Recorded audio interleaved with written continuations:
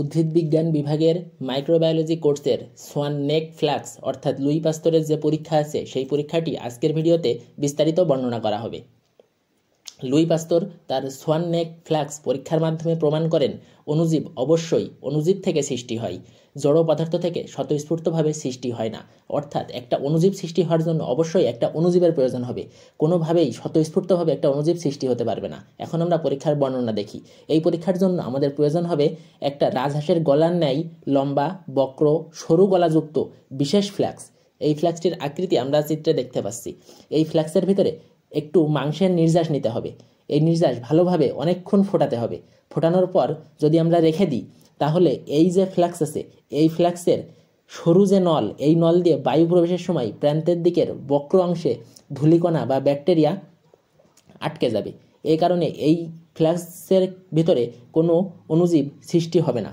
অর্থাৎ আমরা যদি খেয়াল করি এই ফ্লাক্সের মাংসের নির্যাস নিয়ে ভালোভাবে অনেকক্ষণ ফুটিয়ে রেখে দিলে নির্যাস বহুদিন স্বচ্ছ থাকে। কেন জীবাণু সৃষ্টি হয় না?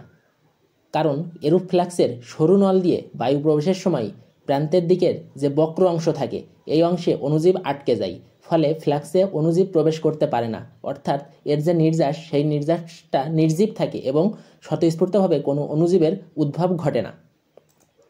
এখন আমরা যদি খেয়াল করি এই নির্জীব নির্যাসযুক্ত এরূপ ফ্লাক্সের এই যে গলা, এই গলাটি এখান থেকে যদি আমরা কেটে দিই তাহলে এর ভিতরে অণুজীবের সৃষ্টি হবে, কারণ এর ভিতরে বাতাস প্রবেশ করবে। তার ফলে আমরা এখানে দেখতে পাচ্ছি যে অণুজীব সৃষ্টি হয়েছে। অর্থাৎ আমরা লিখতে পারি নির্জীব নির্যাসযুক্ত এরূপ ফ্লাক্সের সরু গলা কেটে উন্মুক্ত রাখলে অণুজীবের সৃষ্টি হয়।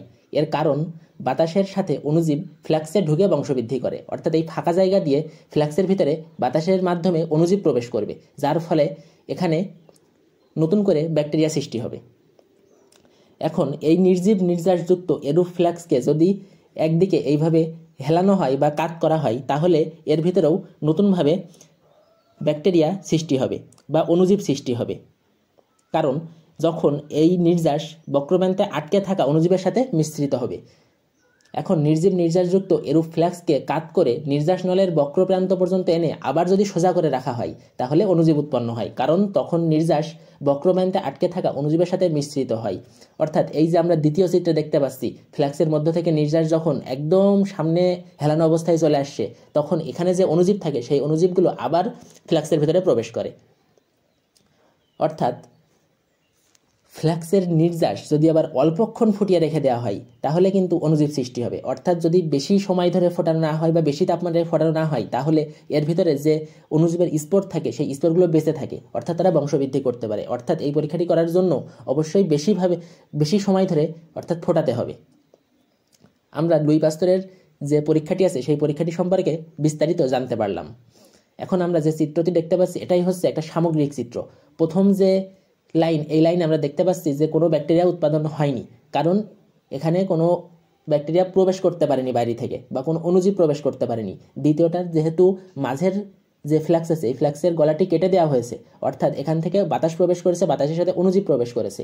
এবং শেষেরটা যেহেতু ফ্লাক্সটিকে কাট করা হয়েছে বা হেলানো হয়েছে যার ফলে এর ভিতরে অণুজীব প্রবেশ করতে পেরেছে, এজন্য এখানে অণুজীবের বা ব্যাকটেরিয়ার উপস্থিতি পাওয়া গেছে। ধন্যবাদ সকলকে।